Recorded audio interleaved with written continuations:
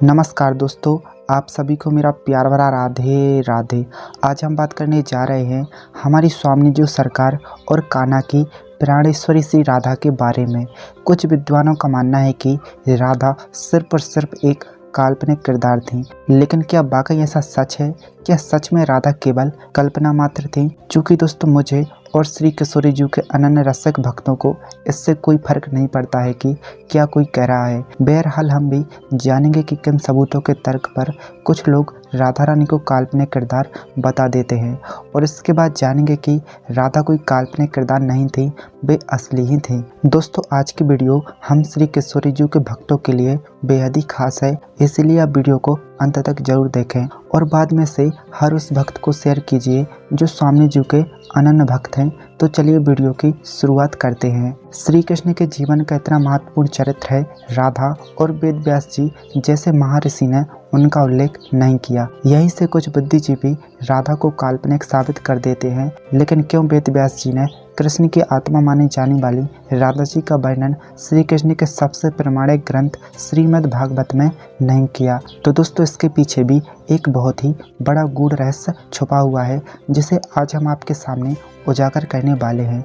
दरअसल दोस्तों जब भी सुखदेव जी राधा शब्द लेते थे तो उन्हें पूरे 6 महीने की एक समाधि लग जाती थी, क्योंकि राधा रानी उनकी गुरु थी और सुखदेव जी का भक्ति भाव राधा रानी के प्रति बहुत ही अटल था। और यही वजह थी कि वेद व्यास जी ने श्रीमद् भागवत महापुराण में राधा शब्द को अप्रत्यक्ष तरीके से यानी कि हिडन तरीके से राधा रानी के लिए गोपी, गोपिका, श्री, रमा, सत्या, रुक्मणी, सत्यभामा, श्यामा और किशोरी जैसे शब्दों का इस्तेमाल किया है। इसके बाद श्री कृष्ण का उल्लेख करने वाले ऐसे केवल 2 ही ग्रंथ हैं जो राधा का अस्तित्व स्वीकारते हैं, ब्रह्म वैवर्त पुराण और कवि जयदेव द्वारा रचित गीत गोविंद।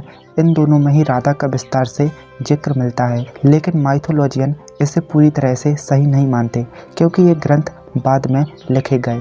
इसके अलावा महाभारत, हरिवंश पुराण, विष्णु पुराण और श्रीमद् भगवत गीता में भी राधा का जिक्र हमें देखने को नहीं मिलता है। किंवदंतियों में यह भी सुनने को मिलता है कि जिस समय मुगल आतताइयों ने हमारे देश के तक्षशिला और नालंदा जैसे विश्वविद्यालयों के पुस्तकालयों को आग की भेंट चढ़ाया, उस समय बहुत ही बड़ी संख्या में धार्मिक ग्रंथ जलकर खाक हो गए। शायद उस दौरान राधा से जुड़े तथ्य भी काल के गाल में समा गए हों, लेकिन इन सब से हटके एक ऐसा ग्रंथ जो इन सभी पर भारी पड़ता है, और वो है गर्ग संहिता।